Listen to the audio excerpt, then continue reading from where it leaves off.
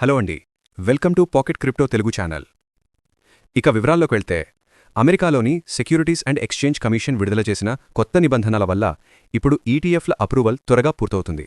అలాగే కొన్ని 8A ద్వారా దరఖాస్తు చేసిన ఈటీఎఫ్లు ఒకవేళ SEC జోక్యం చేసుకోకపోతే మిడ్ లేదా లేట్ నవంబర్లో ఆటోమేటిక్గా యాక్టివేట్ అవుతాయి. ఇక అమెరికాలోని DTCC అనే సంస్థ ఇటీవల 5 స్పాట్ XRP ఈటీఎఫ్ను తన యాక్టివ్ మరియు ఫ్రీ లాంచ్ కేటగిరీలో చేర్చింది. ఈ లిస్ట్లో bitwise, Franklin Templeton, 21 shares, canary, coin shares వంటి పెద్ద సంస్థల ఈటీఎఫ్లు ఉన్నాయి. అసలు DTCC అంటే depository trust and clearing corporation. ఇది అమెరికాలోని ఒక ప్రముఖ ఫైనాన్షియల్ మార్కెటింగ్ కంపెనీ. ఇది క్లియరెన్స్, సెటిల్మెంట్ మరియు ట్రేడ్ రిపోర్టింగ్ సేవలను అందిస్తుంది. దీని అర్థం హక్కుపత్రాలను భద్రపరచడం, ట్రేడింగ్ తర్వాత లావాదేవీలు సాఫీగా జరిగేలా క్లియరింగ్ చేయడం అన్నమాట.